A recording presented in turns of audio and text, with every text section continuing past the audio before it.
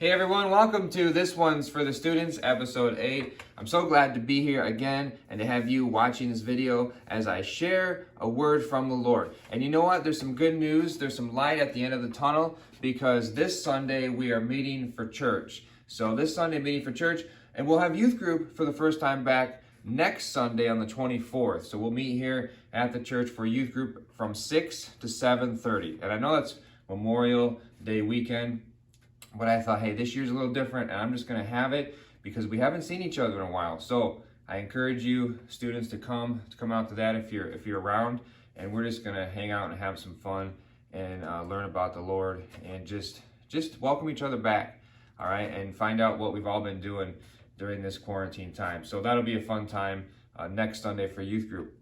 So I have a quick word to share with you, and this video it's about leadership, being a quality godly leader. So here we go. It's been said that we have people today who want to be number one without any experience of being number two. They want to lead without ever having served. Well, it just doesn't happen that way, guys. And I think you know that.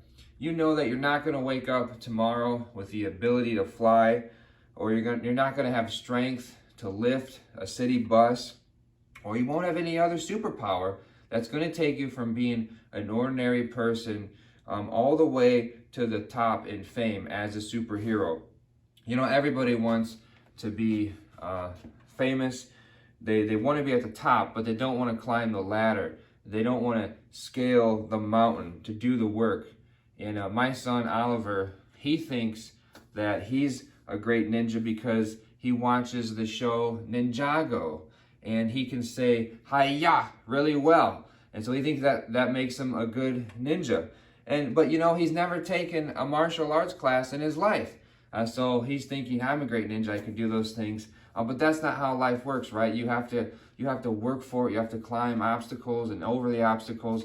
And so there's a man here. His name is Eric Liddell. And in 1924, Eric Liddell, who was gifted with the incredible talent to run fast, among other things, he had other great abilities, but he worked hard at training, and he had those super-like powers to run well. Eric Liddell could have lived for fame and fortune, but instead he chose to be a great leader for the Lord while also serving underprivileged kids as a missionary. At the 1924 Olympics in Paris, Liddell refused to run in the heats for his favored 100 meters run because they were held on a Sunday, and he lost his chance to win a gold medal. Remember, he was favored to win that race, and he gave it up to rest, to not run on Sundays. The Sunday Sabbath day rest was important to him, and he wanted to honor the Lord by resting because he knew that Jesus is the source of deep rest that we all need. So instead, he competed in the 400 meters held on a weekday, and that was actually a race that he won, and he won the gold medal. Liddell took a stand and put Jesus ahead of fame. His colleagues and fellow competitors recognized this. In fact, the whole world took notice at this because, after all, it was the Olympics, so a lot of people were watching. And as Christ followers, if we are striving to be godly leaders in the classrooms, the hallways, and the athletic fields, we will need to take stands, to choose to make choices that please God, and to walk away from those choices that do not please God. For many of us, it's hard to take stands because we are always trying to prove ourselves to others. We try to convince others that we are smart, interesting, funny, exciting, and cool enough to be around. But Liddell was satisfied with himself, and he was satisfied with life because he was satisfied with Jesus Christ's work on the cross that saved him.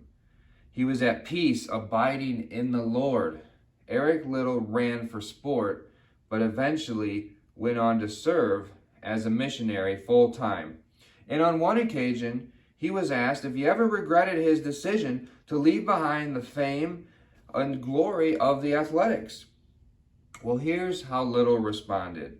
He said, It's natural for a chap to think over all that sometimes, but I'm glad at the work I'm engaged at now. A fellow's life counts for far more at this than the other. When you get to that place where you're truly satisfied in Jesus, and you know that He is satisfied with you because He gave His life for you, then you can rest easy knowing that no matter what stand you're faced with, the only one you care about pleasing in the choices you make is Jesus Christ, your Creator. And by completely surrendering your life to Him and abiding in His Word, you are receiving the best kind of training to overcome any obstacle as you face that mountain, you climb that mountain towards becoming a godly leader. And so, Eric Liddell, he made the choice, the hard choice, the difficult choice, to forego a race that he was favored to win. He wanted to honor the Lord in that choice. And you know what? It's not easy to run away from those bad decisions, but he wanted to please the Lord. And that was a thing that happened over time as he developed his relationship with the Lord and grew closer to Him.